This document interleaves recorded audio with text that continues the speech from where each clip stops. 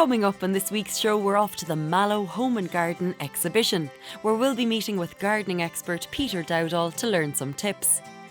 To finish the show, we'll be in the North Cork town of Kildorrery for their annual International Food Fair. But first, we're off to Slí Eile. Hello and welcome to Cork County Matters, the weekly show that brings you news and stories from Cork City and County. In recent news, the mental health reform have highlighted that Ireland's hospital readmission rate for people with serious mental distress was too high. According to data released by the Health Service Executive, over 13,000 people with serious mental health issues were admitted to hospital in 2015, and 2 out of 3 of those people were readmitted within the year. 10 years ago, Ireland's mental health policy was published, called A Vision for Change, and this recommended that low support accommodation be offered in every community. However, the mental health reform are concerned that not enough communities have the facilities to offer this type of service. So we're off to North Cork to visit a model working farm called Slí Eile, where people experiencing mental health difficulties can find safety, acceptance and support to recover. Currently, 7 tenants live and work in the house and receive 24-hour support from social workers.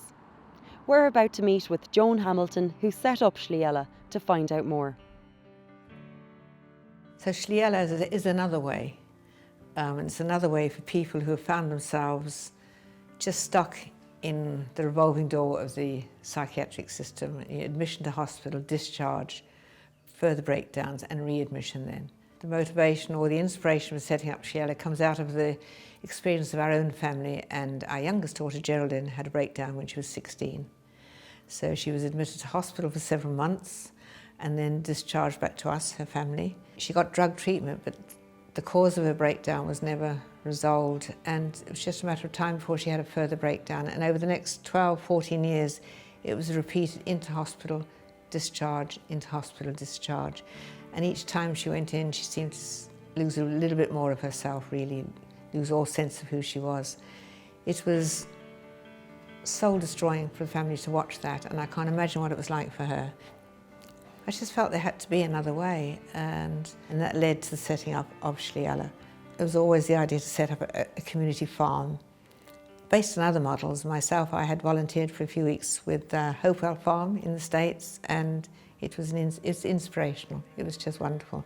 And that's just based on the belief when the person has safety, acceptance, support to recover.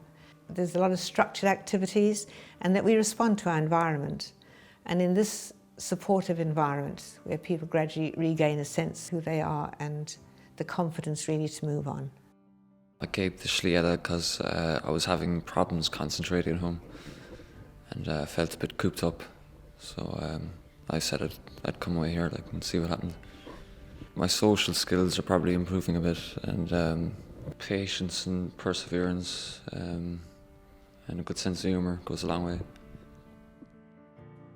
The only thing we ask for somebody coming here that wants to become a tenant, because it's structured social housing, is that the person wants to be here. And what I've found is quite powerful, that when a person really wants to be here, and when they're working with Slí Eile and the 4 steps and the mental health team, anything's possible. I've been in and out of psychiatric hospitals since I was 16. I was first admitted after a suicide attempt in the summer of '96. I was admitted to St. Michael's back in 2001. There's been numerous admissions in and out all the time for maybe a month and a half at a time. So, and then coming out again was really hard. Like I couldn't function properly. I felt like I was institutionalised. I ended up homeless, and I was in a homeless shelter in Cork, and my key worker there got me in contact with Slí Eile. I love it. I do a lot of baking. I like cooking. I love the bakery every morning. I love doing the farming. Routine and structured activities play a huge part. Breakfast here is at 7 o'clock in the morning. It's get out, coming from a hospital environment and maybe not having any activity or any self-confidence or self-belief, to come here and to get up at 7 o'clock in the morning, head off to the bakery at 7:30, maybe go out to do the milking at 8. It is all structured activity. And there's a sort of a rhythm and a healing itself in that routine. I had a bit of a mental breakdown in 2013, and I was admitted to hospital. And I was in hospital for 10 months, and then my psychiatrist told me about Slí Eile, and she was all for it, like, best option. When you leave hospital, like, it's really hard to kind of function, you know, do everyday things. So coming here, you're helped to get back on your feet. Yeah, you just take it one day at a time, one step at a time. My biggest learning curve since I came here, and my wife has always told me that I was always very black and white. In life I was, because I'm from a business background and I had to be black and white and very, very clinical. And I was always told there's 50 shades of grey, and I pardon the pun, but there is actually more than 50 shades of grey, and everybody has their own personality. So everybody has a different past, everybody has a different future. We accept everybody here. Every day we're working with the tenants in different skill sets and improving their different skill sets, and I absolutely love it. I don't consider it work at all. You know, how can you're coming into this environment every single day, you know, and it's just, I'm awake at 2 or 3 o'clock in the morning thinking of ideas about, you know, what can we do here, what can we do there, you know, and looking for different elements to improve in the place, you know. People have freedom, people have a safe environment to express themselves, and they have a safe environment to carry out their tasks without anybody criticising them, and they get a lot of support here. They feel the safety of Slí Eile, and we all feel it. We don't mind what has gone on in your past. This is from here on. This is the future. I came to Slí Eile because I'd been kind of in hospital for a while, and then I came here and I felt it's a totally different atmosphere, a totally different kind of way of life, a different way of, I suppose, recovering, for a better word. Like, whereas you're in hospital, you're confined to kind of 4 walls, like, whereas here you're out in the open, you're breathing the fresh air, like, you kind of feel a sense of self-worth. Like, times when you're in hospital, it's like another number, like, to the doctors. Where you're here, you're kind of getting back to mainstream life, like, in a better way, like, better setting, like. For me, the success of the model are the tenants themselves.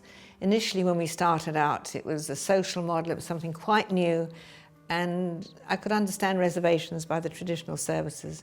But over the last few years, I would often go with tenants when they go on their outpatient appointments, and you just see how a person is growing and connecting and communicating with their team. It's the success of the tenants. It speaks for itself. In hospital, everything is done for you. You know, I wasn't getting out of bed until 12 in the day. I'd go to sleep at 10 o'clock at night. I mean, that's 14 hours of sleep. You know, nobody needs that. It's fantastic when you come here. It's like, you know, you get back on your own feet.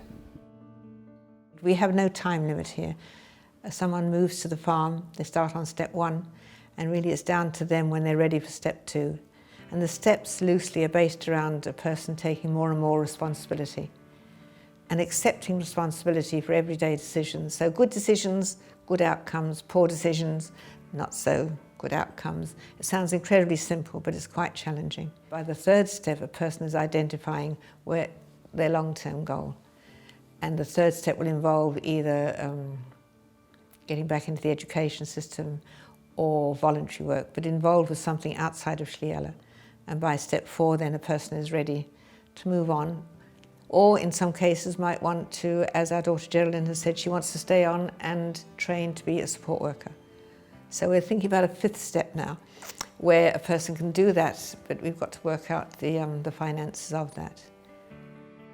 Me and Joan were only talking about it the other day about maybe a catering course down the line. So food is something I love. I love cooking and baking, so I think I'm going to go with that. I've started college, music college, but I never saw myself going to college, so it's a big step. I feel now we're here just over 3 years, and I think we're ready to expand. So we're now ready to move on.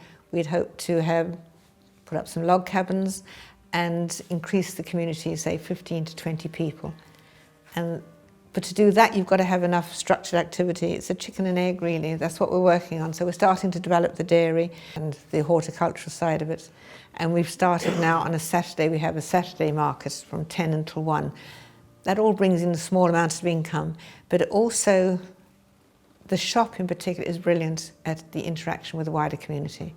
Since we opened that shop 6 months ago, we've had more volunteers coming on board than in the past 10 years. It gives people an opportunity to come here and see what we're doing and support us by buying the produce. Yeah. If we do expand, which we will expand, and that's the plan for the future, is that we'll get more focused on different teams. There'll be a dairy team, there'll be a farm team, there'll be a bakery team. The structure from that point will change, but the overall structure won't. Everybody is still welcome here in Slí Eile. There's a place for everybody, and when we expand, we look forward to that. It's an exciting future. I would say it's worth it to come down for a look. I mean, it is a good way of living. I mean, if you're stuck in a hole and if you're not functioning, if you're depressed, if you're anxious, it's worth it. Just be brave.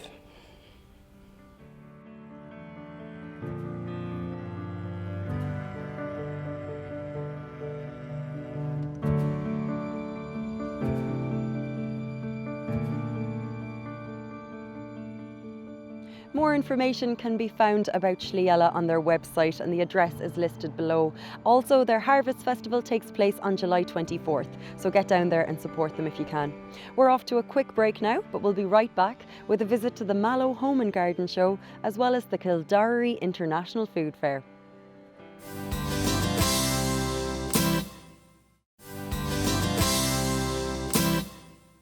Welcome back to Cork County Matters. For our next feature, we're off to the Mallow Home and Garden exhibition.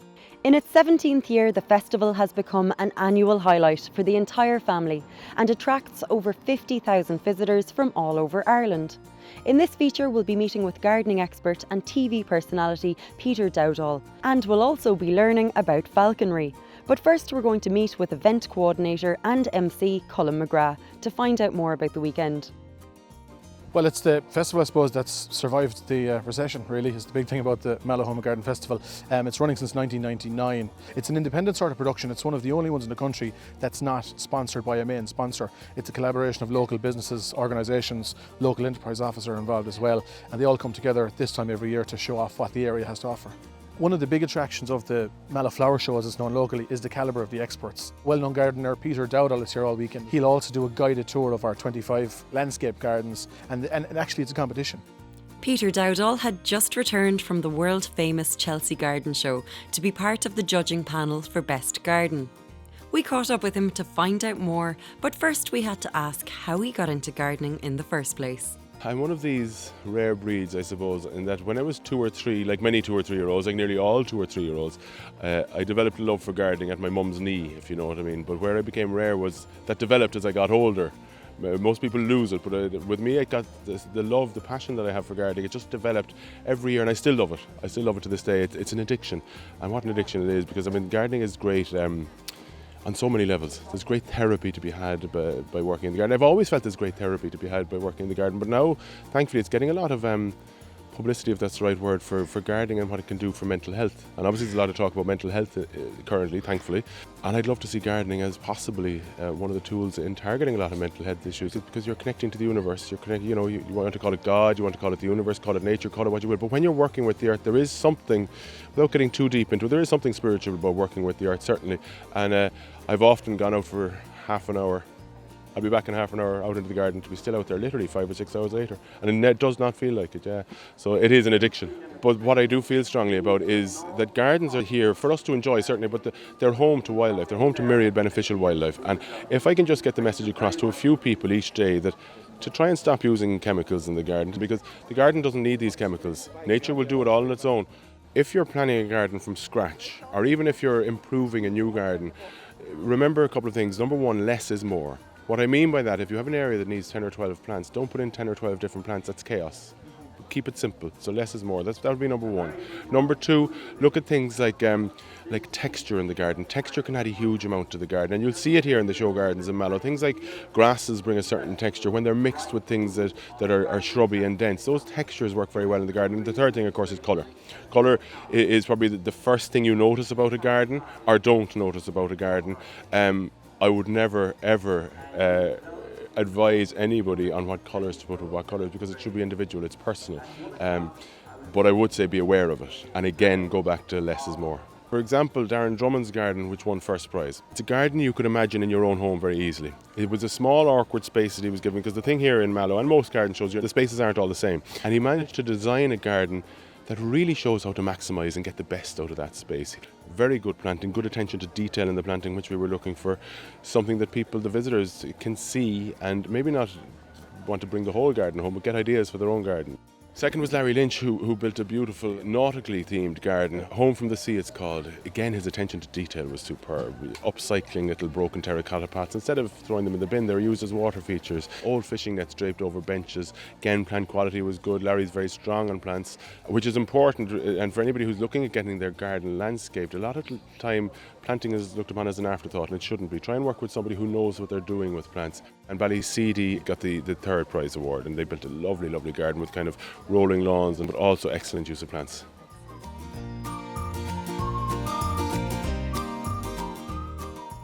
Other things we're excited about this year, the Pet Expo comes. They've been coming for the last few years as well.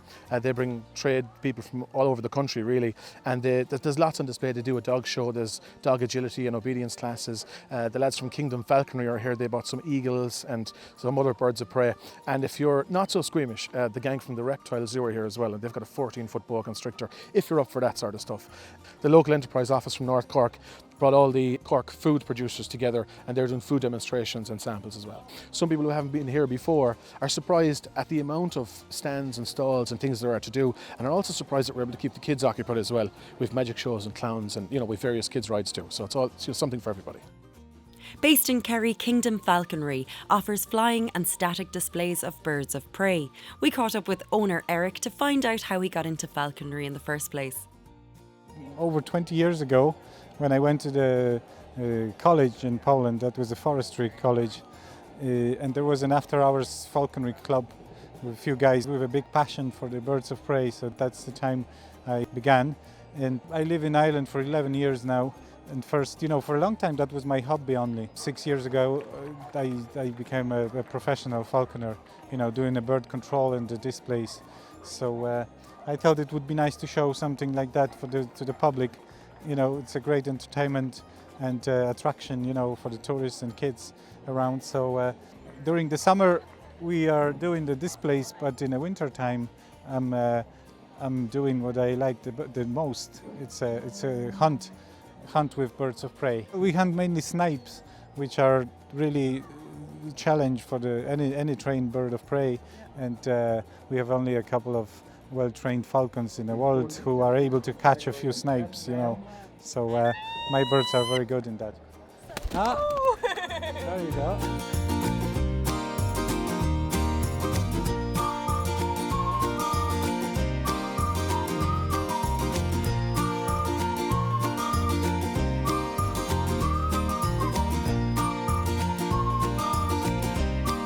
There really is something for everyone at the Mallow Home and Garden exhibition, and we hope that this feature has inspired you to get gardening over the summer. Next up, we're taking a short trip up the road to Kildare for their International Food Fair. This event began 9 years ago to celebrate the multicultural cuisine made by local residents from a variety of different countries across the world. It is different from other food fairs in that there is no commercial involvement, guaranteeing that all of the food is homemade and 100% authentic. The entire community is involved in this event, and even the local school children were tasked with creating the posters to mark each nationality. We're about to meet with organiser and local man Danny Sheehan to find out more about the event. I suppose it started up 9 years ago with just through a conversation. Basically, we were having a chat about people were marking how many different languages were spoken in the area and all this, and we figured there were 14 at the time, but it turned out there's a lot more. And that conversation, it wouldn't be great to get all those different cultures together, cooking their own food authentically from their own home countries, and bring it all together in one event, which has brought us to the Kildare International Food Fair. Over the years we've had 22 different nationalities, all people living in the area from different countries, representing their own country. So today we've got 12 nationalities, plus a special table for gluten-free, vegan and vegetarian options as well. My wife Namju is running the Korean table, so she's been busy for the last, I'd say, 12 hours getting all her food ready. You know, people kind of prepare for a crowd, so they kind of prepare enough food to feed maybe 40 to 50 people per table, and we anticipate maybe 600 or 700 people through the door today. And one thing is for sure, people may not even speak the same language, but they'll all appreciate good food, and everybody can get along that way and really kind of hit it off, you know. Could you explain to us what you have here today? Yeah, basically this is the Korean meal. Like at home, we have that rice and veggies and small side dish and soup, and we have a lot of vegetables. And this is, I'd say, the most famous Korean food. This is bulgogi, Korean barbecue. And what's your favourite Irish meal? I love stew. Like when it's raining and, you know, very wet, cold, it's nice. Do you find yourself cooking more Irish food now, or are you still cooking Portuguese food? I'm learning to cook. I didn't know how to cook until that boy was born, so I'm still learning. But I tend to cook a bit of everything because I'm learning. I like experimenting with everything. So in my house, they all eat anything from anywhere. Just depends what book I pick up or what recipe I get from the internet, and I tend to do it. Although on Saturday and Fridays and Saturdays is Portuguese, because I do have more time during the week. I do the most practical things, is whatever's at hand, really. I'm living here, it's 9 years now, and my brother and my mother came over when I got married, and we cooked bacon cabbage, and my brother was just absolutely love it, and he was trying to get same bacon in Japan, but you know it's very difficult, so he tried, but it went too greasy. Do you look forward to this festival every year because it's a time to show off? Yes, absolutely, absolutely. Every year, it's actually amazing. I really like it. It's a good community here, and it's just so entertaining. You know, when you're making food for other people and you're showing your country, showing your culture in this way, and it's just fun. Technically, it's just fun. Yeah.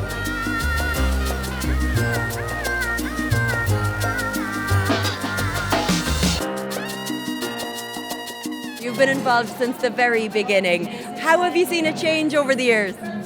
Big change, big change. It's much more people, and at the very start we had only normal clothes, which now you see we have our traditional clothes. We try to do everything more tradition, and even our flag is, we have even, you know, brought from Lithuania. So every time we do something extra. So the next year going to be 10. So we might do more extra things, maybe bigger area. We'll see. That's a bit surprise. Based on the turnout to this year's event, I can only imagine the Kildare International Food Fair growing and growing. That's all we have time for in this week's show, but if you have an event that you'd like us to cover, you can email us at cork@irishtv.ie and keep in touch with us on Facebook and Twitter. Thanks a million for watching, and we'll see you next week.